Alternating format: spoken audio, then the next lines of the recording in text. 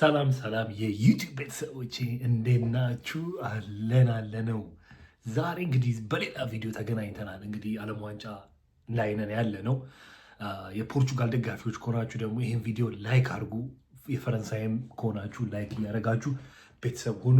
የዛሬው ቪዲዮችን ደግሞ የሚሆነው ማለት ነው ፖርቹጋል ምን አይነት አስተላለፍ ነው ይዘው የሚመጡት ነው ብለው ምን አይነት አስተላለፍ ነው ያላቸው ማለት በጣም እየተፈራ ያለው እንግዲህ ፖርቹጋል፣ ፈረንሳይ፣ አርጀንቲና፣ ስፔን ምናምን ናቸው አይደል እየተፈሩ ያሉት። ስለዚህ በአሁኑ ሰዓት ግን በአጠቃላይ አይ ቲንክ ፖርቹጋል ነው ሙሉ ቲሙ ሲታይ ከፈረንሳይ ቀጥሎ ኦር ከፈረንሳይ በፊት ፖርቹጋል ነው ሙሉ ቲሙ በብርም ሲተመንም አውሮፓ ውስጥም ከሚጫወቱ ሀያል ቲም ውስጥ ያሉት እንግዲህ ፖርቹጋሎች ናቸው።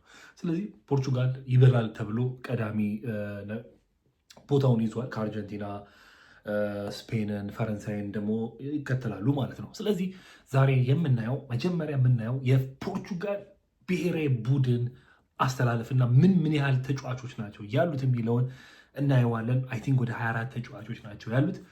ስለዚህ እስቲ ምን አይነት ተጫዋቾች ናቸው የሚለው ከመጨረሻው ከተካከል የጀመረ ተጫዋቾቹ ዘፈኖቹ የተሰሩ ዘፈን ነው። የመጀመሪያ ተጫዋቹ ጆዋው ኔቬስ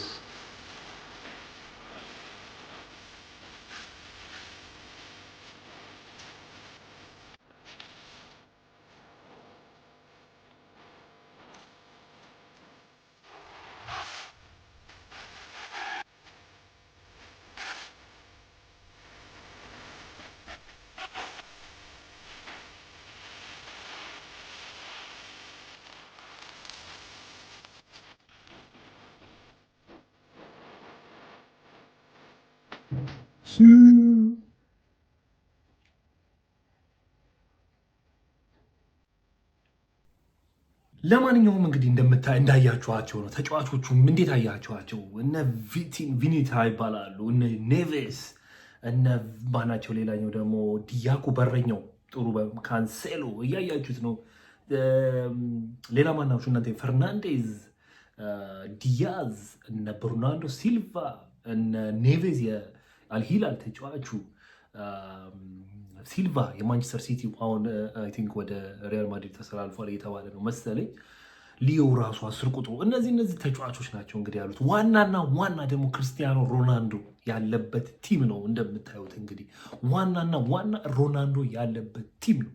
ግን የወዳጅነቱን ጨዋታዎችንም አንድ ሁለት ተከታትያለሁ እና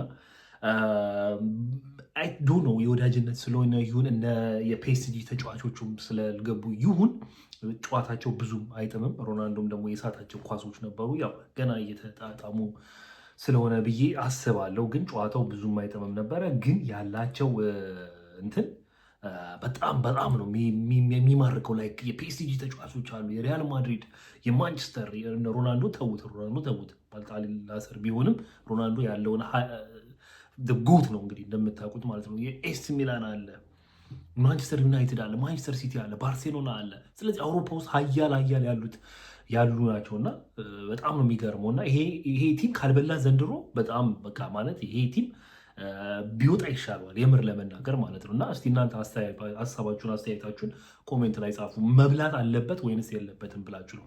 አስተላለፉን ደግሞ እስቲ አንድ ላይ ማለት እኔ እንደዚህ አድርገው ቢጮቱ ለእኔ አሪፍ ነው ብዬ አስባለሁ። ስለዚህ ይህንን አንድ ላይ እናያለን። እናንተ ደግሞ ኮሜንት ላይ ትጽፉልኛላችሁ ማለት ነው። እዚህ ጋር እንግዲህ እንደምታዩት ፖርቹጋል የ2026 ላይ እንዲሰለፉ ብዬ የምፈልገው ማለት ነው። አሁን አሰልጣኝ በሆነ እዚህ ጋር የማደርገውና ማሳያችሁ ሊዮ አለ እዛ ጋር ባሰልፈው ደስ ይለኛል። ፍሌክስን፣ ሮናልዶን፣ ሶስቱን እዚህ ጋር አጥቂዎችን ማድረግ እፈልጋለሁ። ከዛ ተቀያሪ ደግሞ የቼልሲ ተጫዋች 7 ቁጥር ኔቶ በፍሌክስ ተቀይሮ ቢወጣ እንደዚህ ማለት ነው። መሀል ላይ ደግሞ እንደምታዩት ቬኒሳ፣ ቨርናንዶ ሲልቫ እና ቪቲና እነዚህ ሶስቱ ደግሞ ተጣምሮ ቢጮቱ ደስ የሚለኝ እነዚህ ሶስቱ አንድ ላይ ቢጮቱ በጣም አሪፍ ነው። ምክንያቱም ቪኒታ በጣም ፈጣን ነው፣ በዚህ ፔስጂ ላይ አይታችሁት ከሆነ ማለት ነው። ፈርናንዴስ ደግሞ አይኑ በጣም አሪፍ ነው። ሲልቫም እንደምታዩት በግራ በኩል ማለት በቀኝ በኩል በጣም አሪፍ አድርጎ ነው የሚጮተው ማለት ነው። ተከላካይ እንግዲህ እንደምታዩት እኔ ሜንዴዝ በጣም ይችላል። በጣም ይሄ ትንሽ ወደፊት ፔስጂ ላይ እየተጫወተ ያለው ማለት ነው።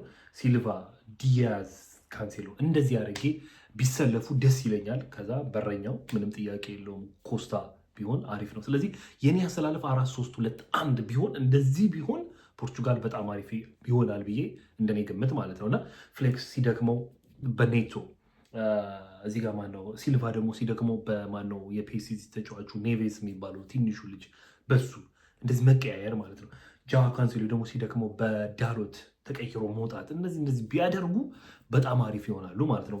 ሮናልዶ 2-3 ጎል ካገቡ በኋላ ቢወጣም ተቀይሮ ለሱ ራሱ ይጠቅመዋል። ግን አልናስር ላይ እያያችሁት ነው እንግዲህ ከፍተኛ ጎል አስቆጣሪ የሆነው እሱ ነው።